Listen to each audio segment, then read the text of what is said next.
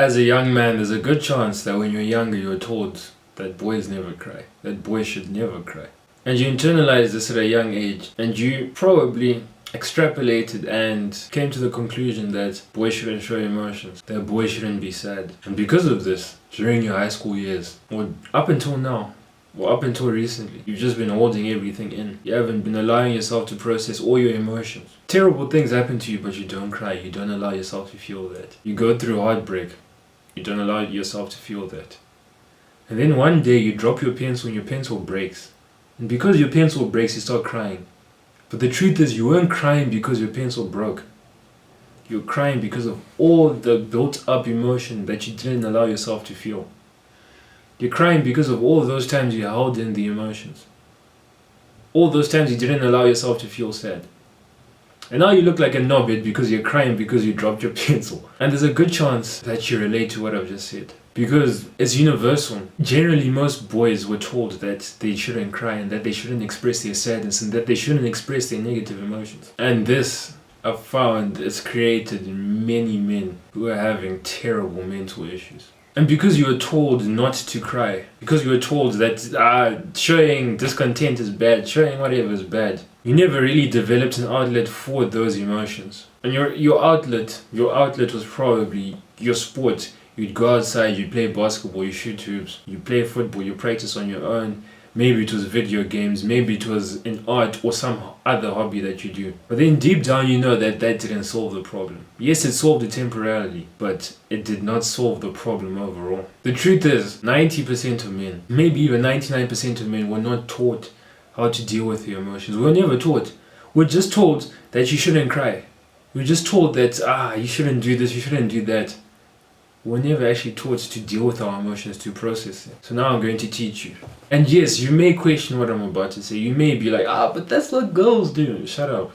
You have to learn how to process your emotions. I'm telling you right now that this is going to be uncomfortable. Yeah, you probably will not want to do it, but it's what you have to do. In The Way of the Superior Man, in the second chapter, the title of that chapter is Live with an Open Heart, Even If It Hurts. So the first step to dealing with your emotions as a man is to open your heart. Never allow yourself to close your heart. I know that you've probably gone through heartbreak. I know that someone's probably broken your heart, that something's probably shattered you, shattered your soul. But you have to live with an open heart. You have to allow yourself to feel. So now that you're living with an open heart, the next step is allowing yourself to feel.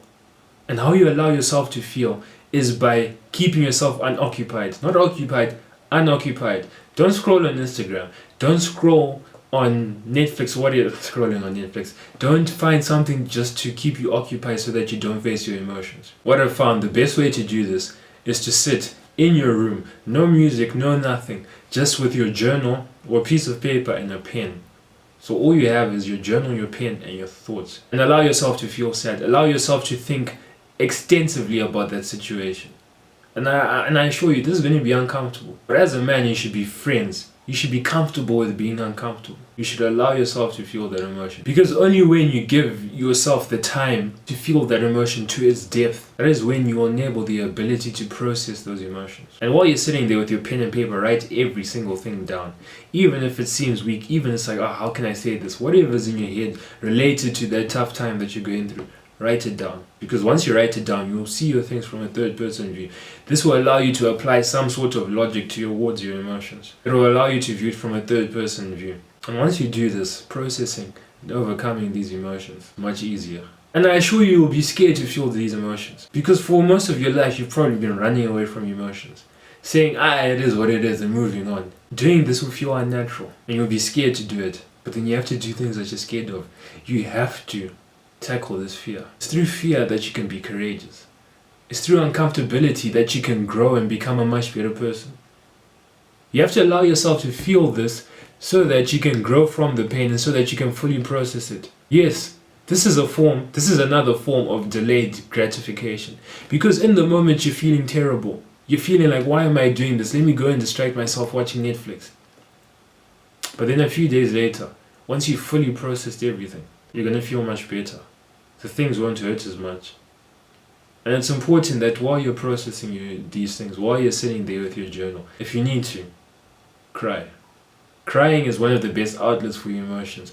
And I don't know where this thing of, boys don't cry, whatever. Boys shouldn't cry. Yes, you should. If you need to cry, then do it. You shouldn't care if someone calls you a girl. You shouldn't care if you look ugly when you cry, when the tears are running down your face and the snot is now coming out. And you can't breathe because you're crying. And you're just like, you shouldn't care. You need that outlet. And even though you're a man, even though you're supposed to be strong all the time, you need that outlet. Because crying isn't a weak act. In fact, if you cry, if you feel your emotions but you still live with an open heart, if you go through heartbreak but you still chase after your goals, you still move on, then that is where your strength lies. I fully believe that avoiding your emotions is the weak thing to do because it's easy, it's comfortable, and you don't feel uneasy feelings inside. And the third step may be a bit of a contradiction, but you can't wallow in that sadness.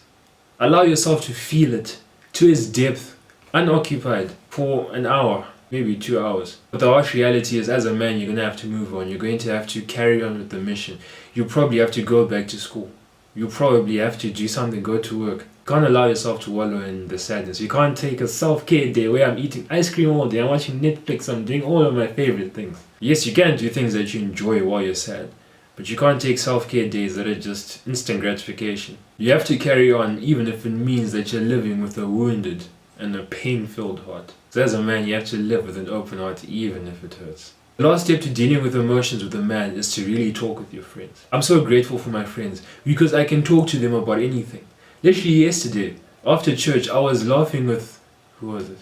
Oh yeah, I was laughing with Fari, telling him how I was crying the night before, how I literally couldn't breathe. Because the truth is, I'm going through a tough time now. I'm going through a moment where I have to live with an open heart, even though it hurts. It's not comfortable. It's not ideal, but it's what needs to be done. So when you're going through a tough time, talk to your friends, tell them everything.